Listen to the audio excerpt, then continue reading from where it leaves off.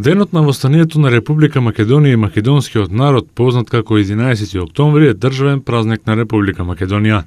Востанието е против фашизмот и со тоа започнува борбата за национално ослободување на македонскиот народ. Тоа е пресвртница во борбата за самобитност и национална индивидуалност на нашиот народ во неговата борба за слобода, за национални и социјални права за сопствена државност. Со овој историски чин македонскиот народ покажал дека на никој нема да му дозволи да го турне на страната на фашистичките окупатори.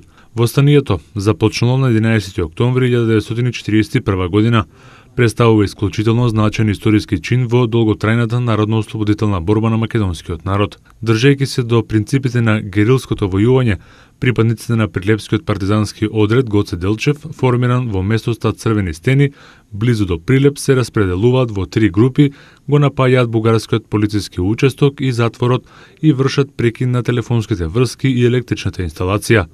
Кумановскиот Козјачки партизански одред бил формиран на 12 октомври 1941 година во областа Студена Вода, а Карадачкиот партизански одред во областа Менкова Колиба. При првите судири со бугарската војска овие партизански одреди биле разбиени. Активноста на овие партизански одреди е скромна, но представува иницијална каписла за продолжување на борбата. Поради самиот факт дека се работи за голем настан од македонската историја, низ државата се организираат разни свечености и прослави. 11 октомври е ден од македонската историја кој не само што е символ на македонската борба за слобода, туку е и ден кога е поставен еден од темелите на македонската државност. На овој ден им оддаваме почит на сите учесници во вооруженото антифашистичко и народно-ослободително востание. Наша должност останува да го чуваме она за што тие го дадоа својот живот. Нашата историја не мотивира да чекориме напред, да веруваме во себе. Во неубавата приказна за слободна Македонија се вградени судбините на огромен број млади луѓе. Затоа, ова наше востание мора да стои на пиедесталот на македонскиот народ во креирањето на вистинската приказна за Македонската република. Анализирано по главни групи според намената на потрошувачката во септември во однос на август, пораст на трошоците на живот е забележан во групите: здравје за 6,4%, домување, вода, електрика, газ и други, горива за 1,2%, транспорт за 0,9%, рекреација и култура за 0,7%, алкохолни пијалоци, тутун и облека и обувки за 0,4%, останати стоки и услуги за 0,3%, комуникации и ресторани и хотели за 0,1%. Намалување на трошоците на живот е забележано во групите мебел, покуќнина и одржување на покуќнина за 0,8% и храна и безалкохолни пијалоци за 0,7%. На ниво од претходниот месец останале трошоците во групите образование. Од предпријатието како и минатите и оваа сезона се незадоволни од односот на граѓаните, односно се жала дека повторно се во загуба. Скопјани ќе може да изнемуваат велосипеди уште неколку дена. Јавното предпријатие Градски паркинг од 15 октомври ќе ги затвори пунктовите и велосипедите ќе бидат складирани во магазини. Од предпријатието како и минатите и оваа сезона се незадоволни од односот на граѓаните, односно се жала дека повторно се во загуба. Свеста кај граѓаните никако да се промени и понатаму поголем дел од велосипедите ни се враќаат скршени и демолирани, па повеќе пари даваме на поправки отколку што остваруваме профит. Секоја година мораме да набавуваме нови велосипеди, оти оние ланските се искршени, велат од јавното предпријатие Градски паркинг.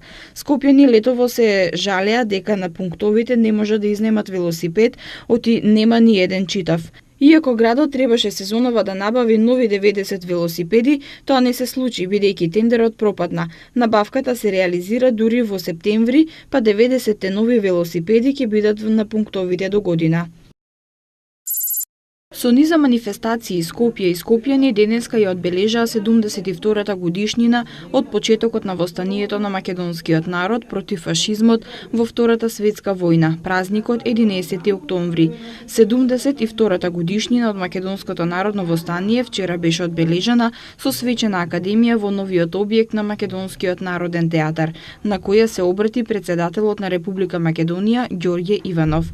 Беа доделени традиционалните награди 11 октомври. Наградите се доделуваат за долгогодишно остварување во сите сфери на науката, образованието, културата и уметноста. Годинава во собранието беше врачена државната награда 11 октомври на годишните добитници, економист и дипломат Срđan Керим за животно дело во областа на науката и образованието, на ликовниот уметник Решат Амети за животно дело во областа на културата и уметноста и на новинарот и публицист Драгослав Аргировски за животно дело во областа новинарството и публицистиката. Републичката награда 11 октомври е воспоставена во знак на меморирање на еден од најсветлите датуми во историјата на нашиот народ. Со низа свечености и манифестации се празнуваше и во Прилеп. Манифестациите започнаа во 9 часот во Центарот за култура Марко Цепенков со традиционалната крводарителска акција по повод 11 октомври, денот на оруженото и антифашистичкото востание. На плоштадот во Прилеп беше направено потсетување на историските настани од пред 72 години со кои Прилеп се гордее.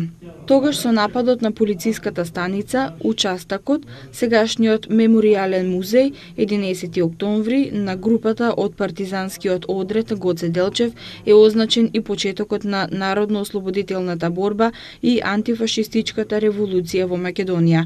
Со огномет и музичка програма прилепчани го прославија празникот. Со поклон и положување цвеќе им беше оддадена почит на паднатите борци и народните херои на могилата на непобедените.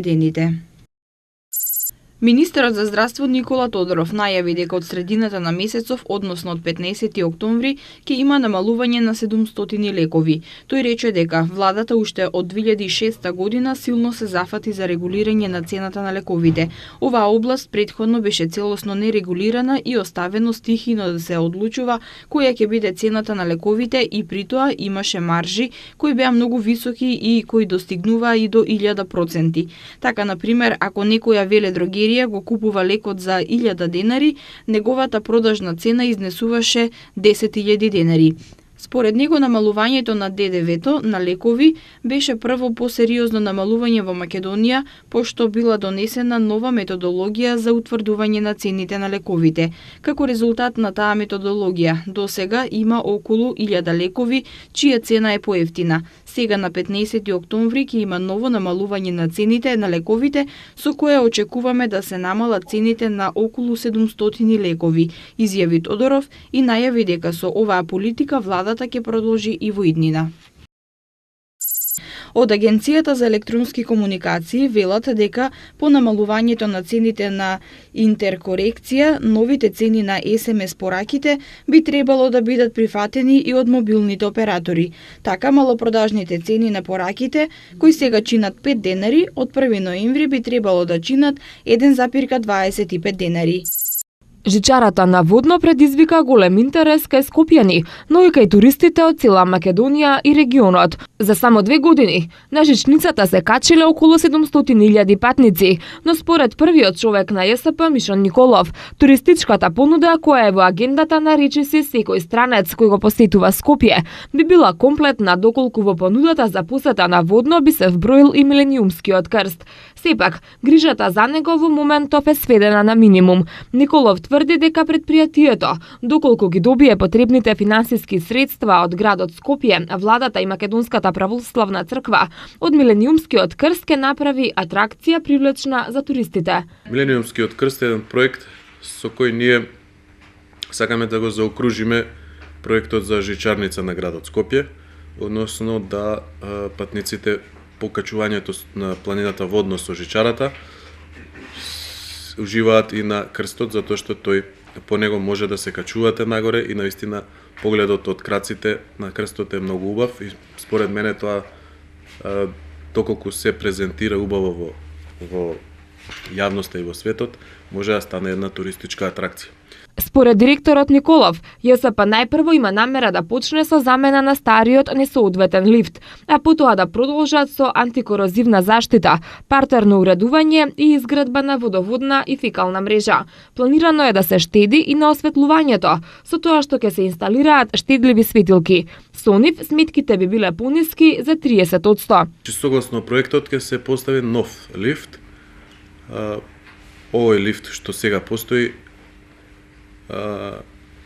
не ги задоволувал стандардите за лифт на во надворешна средина, изложен на надворешни влијанија. Милениумскиот крст премина во рацете на ЈСП Скопје со одлука на Советот на град Скопје, по претходна одлука на владата, надлежноста да прејде на градот. Образложението беше дека крстот во пакет со жичницата значително ќе придонесе за развој на туризмот во метрополата, а на предпријатието ќе му донесе плюс финансиски бенефит. Колку за потсетување, Милениумскиот крст на Водно, висок 66 метри, е изграден во 2002 година во чест на 2000 години од христијанството, но и доаѓањето на новиот милениум.